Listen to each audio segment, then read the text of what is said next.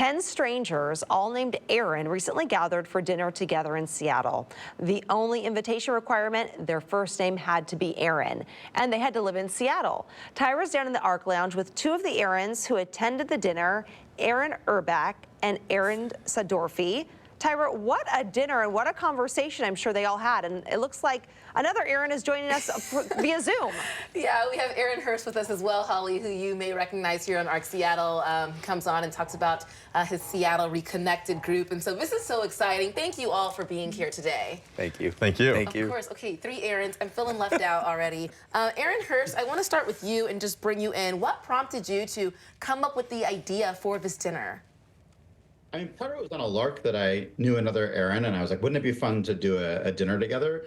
But a lot of it really had to do with the fact that I think as men, especially middle-aged men, there aren't that many things that we know that we have in common that we can come together on. Like if it's not sports, if it's not work, we don't come together. And I was just trying to explore, like, how do I get people together who can find something in common that maybe isn't obvious at first blush? I think it's awesome. I mean, we were just talking about how a name is such a big part of your identity. It's so much of who you are. So to the 2 Aarons here with me in the Arc Lounge, what did you think about this idea when you received this invitation via LinkedIn, and why did you accept? Why don't you start? I just, you know, sometimes when you see a new idea and it just resonates with you immediately, I felt that immediate excitement, and I knew I was all in for whatever was going to come next, and that was a dinner. I thought it was kind of funny, and then I was like, I think I'll probably do it. And then my daughter was like, you're totally gonna do it, Dad. and it was something different, so it was something interesting. It's different, interesting, funny. I love that your daughter was encouraging in your place and your part in attending. Yes. So I'm sure everyone wants to know, how did the dinner go? What did you guys talk about? What was that like? Well, I think that Aaron Hurst did a great job of prompting questions that weren't typical, so it made it for interesting conversation. So it wasn't just like talking about work in a networking event and handing out business cards. So he made it interesting and get us all engaged around certain questions. So go ahead. Yeah, one of the things we spoke about was kind of being at the top of list, most likely to get pocket dialed.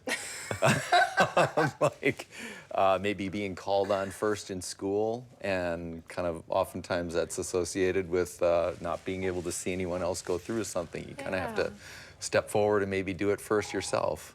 I like that. I like that. Quirky questions, good ways to get to know other people. And Aaron Hurst, let me specify here, in a post on your LinkedIn page, you had said that this wasn't just some quirky dinner, it was a mirror. What did you mean by that? Well, I think it just speaks to, I think I was talking a little bit at the beginning, just how we've got a loneliness epidemic in our country.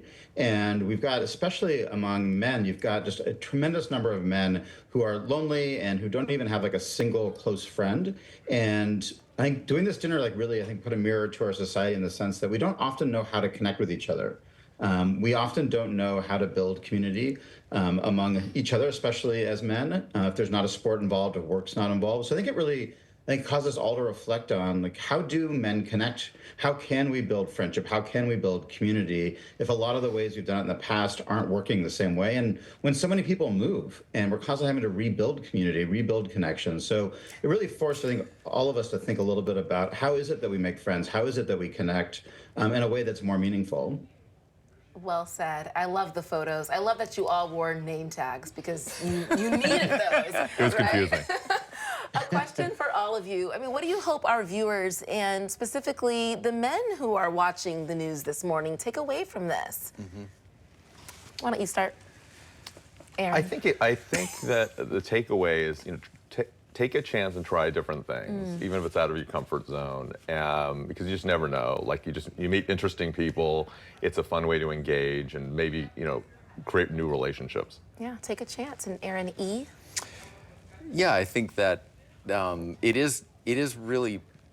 It was a powerful experience to sort of get outside of my normal community and meet with somebody on a sort of arbitrary basis and find these like shared connections, and ultimately that enriches, I think, your life experience and how you feel. So get out and meet new people. Is there a plan to do this again, to all meet up again, this group of Aarons?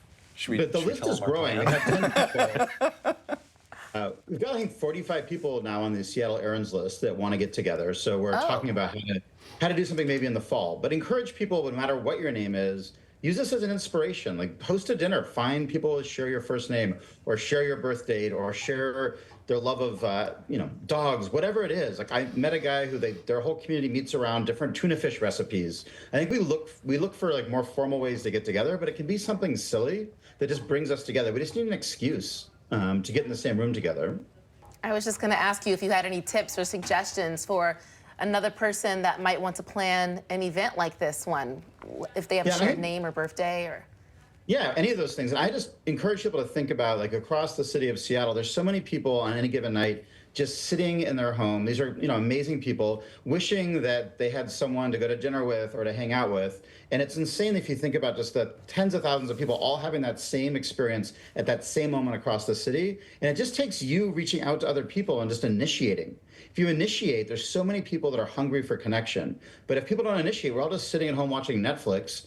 And while that's lovely at times, we need to figure out ways to actually initiate true social interaction. I love it. Maybe watch Netflix with 35 Aarons. I mean, why not? Thank you all for coming on.